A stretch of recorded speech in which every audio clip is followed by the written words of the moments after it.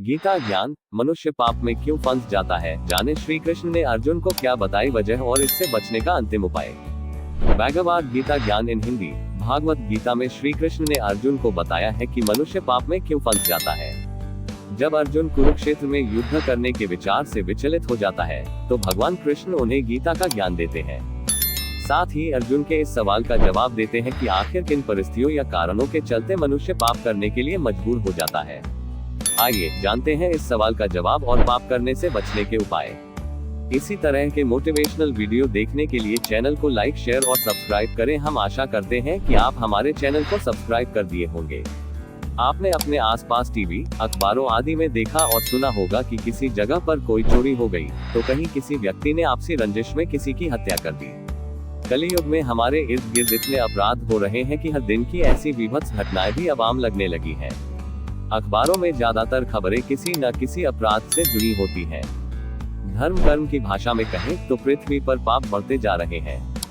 कई लोग तो छोटी छोटी इच्छाओं को पूरा करने के लिए बड़े बड़े अपराधों को अंजाम दे बैठते हैं, लेकिन केवल ऐसा नहीं है कि मनुष्य के ये पाप केवल कलयुग में भी हो रहे हैं। द्वापर युग में भी जब चारों तरफ पाप बढ़ने लगे थे, तो अर्जुन ने श्री कृष्ण से सवाल किया था कि आखिर मनुष्य पाप कब करता है। आखिर वो कौन सी बात है जो उसे पाप करने के लिए मजबूर कर देती है। तब श्री कृष्ण ने अर्जुन का मार्गदर्शन किया था। आइए जानते हैं श्री कृष्ण ने तब अर्जुन से क्या कहा था। मनुष्य पाप क्यों करता है? इस सवाल का जवाब देते हुए श्री कृष्ण ने अर्जुन से कहा था कि इस पृथ्वी पर हर मनुष्य अपनी भलाई के लिए कार्य करता है, लेकिन जब व्यक्ति का स्वार्थ बढ़ जाता है, तो वह अपने अलावा किसी की नहीं सोचता। उसे केवल और पाने की इच्छा रहती है। इस क्रम में मनुष्य यह नहीं सोचता कि उसके स्वार्थ से किसी अन्य को हानि होगी या दुख उठाना पड़ेगा। उसकी संवेदनाएं मरती जाती है और उसे दूसरों के दुख में भी सुखी दिखता है। अर्जुन को गीता का उपदेश देते हुए श्री कृष्ण कहते हैं कि वासना और मोह भी मनुष्य को पाप करने को विवश कर देती है। वासना का अर्थ है कि किसी भी अन्य मनुष्य को किसी वस्तु की तरह उपभोग करने की इच्छा होना।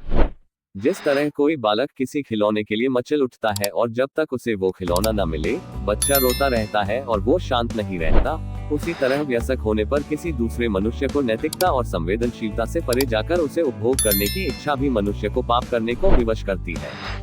व्यक्ति किसी वस्तु या मनुष्य के प्रति मोह बांधता है और उसे पाने के लिए अंधा हो जाता है।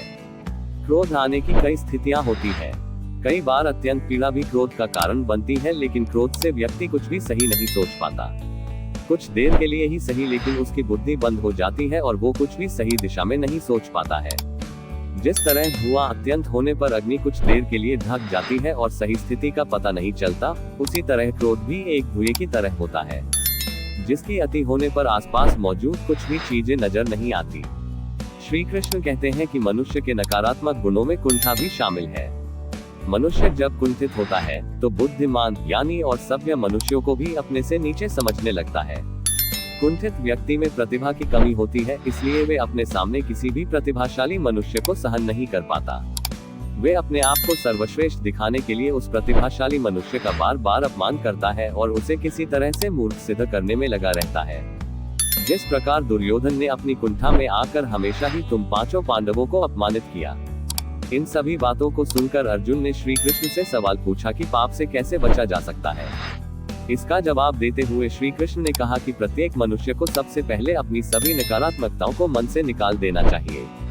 मनुष्य को प्रारंभ के साथ अपने अंत का ज्ञान होना भी बहुत आवश्यक है। धरती पर हर मनुष्य की एक निश्चित आयु है, कोई भी अमर नहीं है। ऐसे में सभी को ये सोचना चाहिए, जिस वस्तु को पाने के लिए हम इतने पाप कर रहे हैं, उनमें से कुछ भी हमारे साथ नहीं जाएगा। व्यक्ति को आसक्ति यानी किसी भी वस्तु के लिए अत्यधिक लगाव नहीं रखना चाहिए। वहीं विरक्ति के भाव को भी खुद पर हावी नहीं होने देना चाहिए। सही गलत की पहचान होना और इस विवेक को हमेशा बनाए रखने से ही पाप करने से खुद को रोका जा सकता है। यही पाप करने से बचने का अंतिम उपाय है।